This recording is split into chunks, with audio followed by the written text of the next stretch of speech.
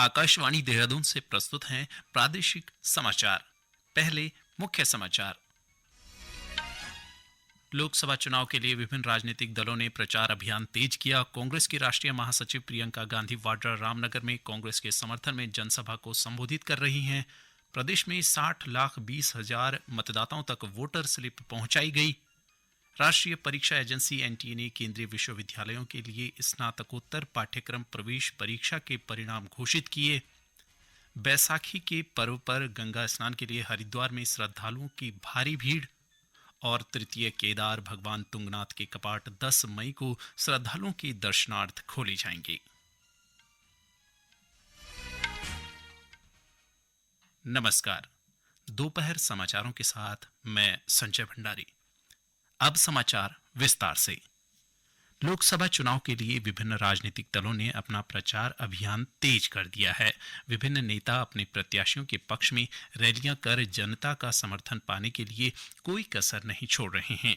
कांग्रेस की राष्ट्रीय महासचिव व वरिष्ठ नेता प्रियंका गांधी वाड्रा आज अपने उत्तराखंड दौरे पर हैं।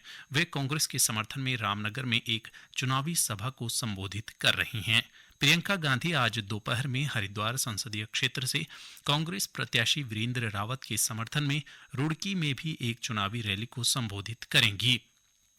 इस बीच हरिद्वार लोकसभा सीट से कांग्रेस प्रत्याशी वीरेंद्र रावत ने प्रेस क्लब में आयोजित संवाद कार्यक्रम में केंद्र सरकार का 10 वर्षों का कार्यकाल निराशाजनक बताया।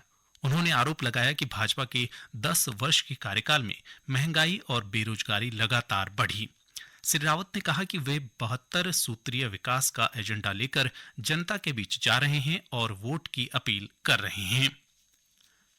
इधर भारतीय जनता पार्टी के प्रदेश चुनाव प्रबंध समिति संयोजक नरेश बंसल ने प्रियंका गांधी वाड्रा के दौरे पर उनसे सवाल किया कि कांग्रेस ने उत्तराखंड की किसी भी सीट से महिला उम्मीदवार को अपना प्रत्याशी क्यों नहीं बनाया। देहरादून में आयोजित पत्रकार वार्ता में उन्होंने कांग्रेस पर लगातार भ्रम, झूठ और अफवाह फैलाने की राजनीति करने का आरोप लगाया। श्री बंसल ने प्रियंका वाड्रा के दौरे पर तंज कसते हुए कहा कि कांग्रेस के बड़े नेताओं ने अंतिम दौर में राज्य की जनता के सामने आने का साहस किया है। भारतीय जनता पार्टी के प्रदेश प्रवक्ता सुरेश जोशी ने कहा कि गढ़वाल के सतपुली में शराब बरामदगी के मामले में कांग्रेस उम्मीदवार गणेश गोदियाल के आरोप मनगढ़ंत हैं और वे भाजपा की छवि खराब करने का प्रयास कर रहे हैं। उन्होंने कहा कि इस संबंध में भाजपा चुनाव आयोग में शिकायत दर्ज कराकर सख्त कार्रवाई की मांग करेगी। श्री जोशी ने कहा कि जिस फैक्ट्री से शराब बरामदगी की बात कांग्रेस कर रही है, वह फैक्ट्री जनवरी माह में ही बंद हो चुकी है। नैनीताल जिले में भी लोकसभा चुनाव को लेकर राजनीतिक पार्टियों का चुनावी प्रचार अब तेजी पकड़ने लगा है। नैनीताल लोकसभा सीट से भाजपा प्रत्याशी और वर्तमान सांसद अजय भट्ट ने हल्द्वानी के विभिन्न क्षेत्रों में जनसंपर्क कर लोगों से अपने पक्ष में मतदान की अपील की। वहीं इस सीट से कांग्रेस पार्टी के प्रत्याशी प्रकाश जोशी भी जोर शोर से चुनाव प्रचार में लगे हुए हैं। उन्होंने कहा कि वह जिन मुद्दों पर चुनाव लड़ रहे हैं, उन पर उन्हें जनता का समर्थन मिल रहा है। राज्य के सभी मतदाताओं तक वोटर स्लिप पहुंचाने का कार्य गतिमान है। अभी तक 60,20,000 वोटर स्लिप मतदाताओं तक पहुंच चुकी हैं और कल तक प्रदेश के सभी मतदाताओं तक वोटर स्लिप पहुंचाने के निर्देश दिए गए हैं। देहरादून में प्रेस ब्रीफिंग करते हुए अपर मुख्य निर्वाचन अधिकारी विजय कुमार जोगदंडे ने कहा कि सभी जिलों में 83,35,000 वोटर स्लिप बीएलओ को उपलब्ध कराए गए हैं।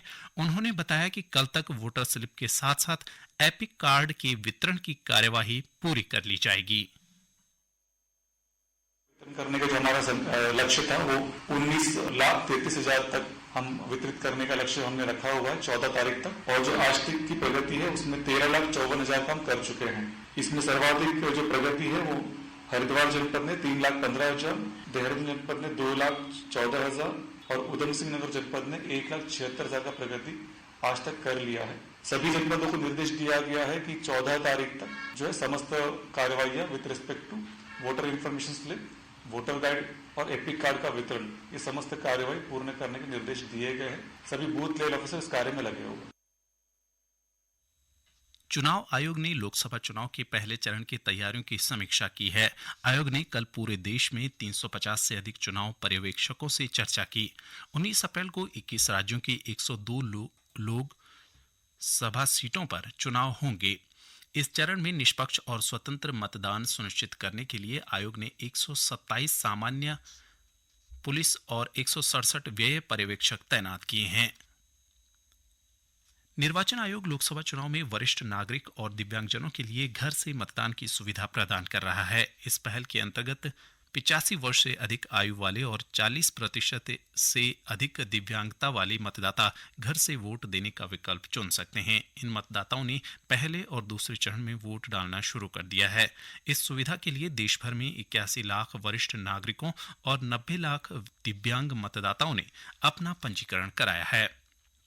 राष्ट्रीय परीक्षा एजेंसी एनटीए ने केंद्रीय विश्वविद्यालयों के लिए स्नातकोत्तर पाठ्यक्रम प्रवेश परीक्षा के परिणाम घोषित कर दिए हैं। विश्वविद्यालय अनुदान आयोग ने सोशल मीडिया पर एक पोस्ट में कहा कि यह परिणाम एनटीए की वेबसाइट pgcut.samarth.ac.in पर उपलब्ध हैं। ये समाचार आप आकाशवाणी देहरादून से सुन रहे हैं। देश भर में बैसाखी का पर्व आज उत्साह और उमंग के साथ मनाया जा रहा है। राज्यपाल और मुख्यमंत्री ने बैसाखी पर्व पर प्रदेशवासियों को बधाई और शुभकामनाएं दी हैं। अपने संदेश में राज्यपाल लेफ्टिनेंट जनरल गुरमीत सिंह ने कहा है कि यह त्योहार हमारी सामाजिक और आर्थिक व्यवस्था में खेती व किसानों के महत्वपूर्ण योगदान की याद दिलाता है। उन्होंने प्रदेशवासियों से बैसाखी का उत्सव मनाते हुए देश की प्रगति और समृद्धि में योगदान देने का संकल्प लेने का आह्वान किया है। बैसाखी पर जारी अपने संदेश में मुख्यमंत्री पुष्कर सिंह धामी ने कहा कि बैसाखी का त्योहार हमारी गौरवशाली परंपरा और समृद्ध विरासत का प्रतीक है। नई फसल के कटने से जुड़ा यह त्योहार हमारे देश की समृद्ध कृषक परंपराओं और मिलीजुली संस्कृति का भी परिचायक है। हरिद्वार में बैसाखी स्नान के लिए आज श्रद्धालुओं की भारी भीड़ है। सुबह से ही श्रद्धालु हरिद्वार के विभिन्न घाटों में स्नान के लिए पहुंच रहे हैं। साथ ही जिले की मनसा देवी और चंडी देवी में भी पूजा अर्चना के लिए बड़ी संख्या में लोगों के पहुंचने का सिलसिला जारी है। पुलिस ने बैसाखी स्नान के लिए पर्याप्त व्यवस्थाएं की हैं। जिले के वरिष्ठ पुलिस अधीक्षक प्रमेंद्र डोभाल ने बताया कि मेला क्षेत्र को 4 सुपर जोन, 13 जोन और 39 सेक्टरों में विभाजित किया गया है। बैसाखी स्नान पर्व को सकुशल संपन्न कराने के लिए 630 पुलिसकर्मियों की तैनाती की गई है। गौरतलब है कि बैसाखी पर मुख्य रूप से पंजाब और हरियाणा के लाखों यात्री गंगा स्नान के लिए पहुंचते हैं। तृतीय केदार भगवान तुंगनाथ के कपाट इस वर्ष 10 मई को श्रद्धालुओं के लिए खोल दिए जाएंगे। इसके साथ ही द्वितीय केदार भगवान मदमहेश्वर के कपाट 20 मई को खोले जाएंगे। पंच केदार गद्दीस्थल ओंकारेश्वर मंदिर ऊखीमठ और मरकटेश्वर मंदिर मक्कू में विशेष पूजा अर्चना के बाद मंदिर के कपाट खुलने की तिथि घोषित हुई। उधर मां यमुना के मायके खरसाली गांव स्थित क्षेत्र के 12 गांव के आराध्य देव समेश्वर महाराज मंदिर के कपाट आज श्रद्धालुओं के लिए खोल दिए गए। कल यमुनोत्री धाम के कपाट खुलने की तिथि घोषित की जाएगी। गौरतलब है कि गंगोत्री, केदारनाथ और बद्रीनाथ धाम के कपाट खुलने की तिथि पहले ही घोषित कर दी गई है। राज्य में आज मौसम का मिला-जुला असर देखने को मिल रहा है। प्रदेश के कई हिस्सों में आज धूप खिली है, जबकि कुछ स्थानों पर आंशिक तौर पर बादल छाए हुए हैं। इस बीच मौसम विभाग ने कल राज्य के सभी जिलों में कहीं-कहीं आंधी के साथ बारिश और ओलावृष्टि का ऑरेंज अलर्ट जारी किया है। मौसम विज्ञान केंद्र देहरादून के अनुसार कल राज्य के विभिन्न हिस्सों में 40 से 50 किलोमीटर प्रति घंटा की रफ्तार से आंधी के साथ बारिश और ओलावृष्टि होने की संभावना है। मौसम विभाग ने सोमवार के लिए भी आंधी और ओलावृष्टि को येलो अलर्ट जारी किया गया है। विभाग ने इस अवधि के दौरान लोगों को सतर्क रहने को कहा है। मंगलवार से राज्य में मौसम साफ रहने की उम्मीद है। टिहरी जिले में ऋषिकेश चंबा राष्ट्रीय राजमार्ग पर भद्रकाली से करीब 3 किलोमीटर आगे आज सुबह एक बस के अनियंत्रित होकर पलट जाने से उसमें सवार 2 लोग गंभीर रूप से घायल हो गए। घायलों का उपचार एम्स ऋषिकेश में किया जा रहा है। बस में कुल 35 लोग सवार थे। अंत में मुख्य समाचार एक बार फिर।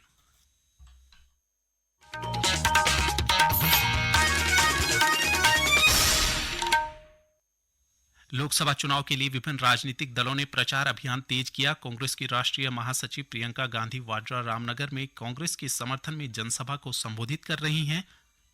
प्रदेश में 60,20,000 मतदाताओं तक वोटर स्लिप पहुंचाई गई। राष्ट्रीय परीक्षा एजेंसी एनटीए ने केंद्रीय विश्वविद्यालयों के लिए स्नातकोत्तर पाठ्यक्रम प्रवेश परीक्षा के परिणाम घोषित किए। बैसाखी के पर्व पर गंगा स्नान के लिए हरिद्वार में श्रद्धालुओं की भारी भीड़। और तृतीय केदार भगवान तुंगनाथ के कपाट 10 मई को श्रद्धालुओं के दर्शनार्थ खोले जाएंगे। इसके साथ ही प्रादेशिक समाचार का ये बुलेटिन समाप्त हुआ। नमस्कार।